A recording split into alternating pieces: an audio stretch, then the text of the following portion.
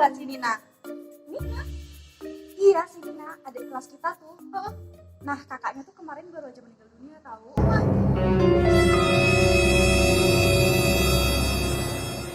Bisa gitu sih? Kenapa? Kakaknya tuh ketularan HIV dari pasangannya gitu. Terus masalahnya tuh apa sih, Ki? Nah masalahnya kakaknya tuh suka banget tahu gonta dari pasangan. Dan yang lebih parahnya lagi nih, pas dia hubungan itu nggak pakai alat kontrasepsi tahu. Masa? Iya, jadi makanya ketularan lah dia sama pasangannya. Dar! Apa sih? Kalian ngomongin aku kesel. Pokoknya nih ya, kita bertiga harus waspada dan hati-hati agar tidak terjerumus ke pergaulan bebas. Terus yang paling utama banget, kita tuh jangan lupa untuk beredukasi ke teman-teman, keluarga, dan masyarakat di sekitar kalian tentang pencegahan virus HIV/AIDS ini, supaya nggak banyak lagi deh pasien virus HIV ini. Oke? Oke. Yuk, ke depan nih. Ayo.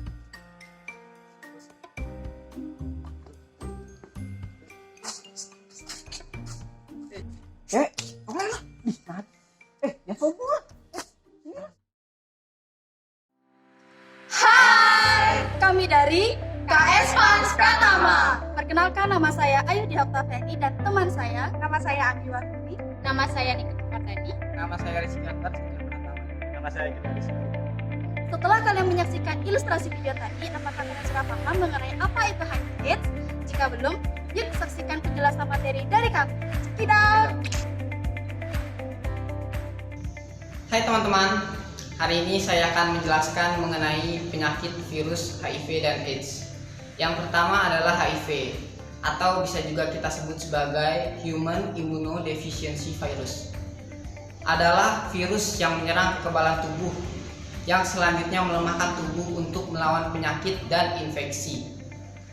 Obat atau metode penanganan HIV sampai saat ini belum juga ditemukan.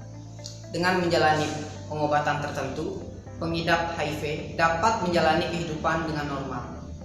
Selanjutnya adalah AIDS, atau bisa kita sebut juga sebagai Acute Immunodeficiency Syndrome. Adalah kondisi di mana penyakit HIV sudah pada tahap akhir infeksi. Ketika seseorang sudah mengalami penyakit AIDS, maka tubuh tidak lagi memiliki kemampuan untuk melawan penyakit yang ditimbulkan. Dari pengertian tadi, adapun faktor penyebabnya adalah yang pertama, orang yang melakukan hubungan seksual tanpa alat kontrasepsi. Yang kedua adalah orang yang berbuat tato atau melakukan tindik. Yang ketiga adalah penularan oleh ibu pada bayinya melalui ASI. Penyebab tadi adapun beberapa gejala yang ditimbulkan, diantaranya sakit kepala, demam, lesu, pembengkakan kelenjar getah bening, diare, nyeri otot dan sendi, dan terjadinya bisul di mulut dan di area kelamin. Teman-teman, perlu kalian ketahui bahwa virus HIV ini memiliki 4 tahapan sebelum seseorang itu dinyatakan mengidap AIDS. Tahap pertama atau periode jendela. Pada tahap ini, virus HIV masuk ke dalam tubuh manusia dan membentuk antibodi di dalam darah. Dalam kondisi ini, penderita masih merasakan tubuhnya sehat. Tahap kedua, pada tahap ini, virus HIV mulai berkembang di dalam tubuh manusia, dan pada fase ini, tes HIV sudah bisa mendeteksi keberadaan virus HIV di dalam tubuh.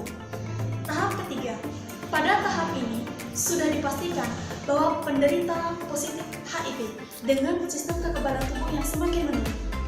Tahap keempat, pada tahap ini ada tahap terakhir di mana penderita sudah dipastikan positif AIDS.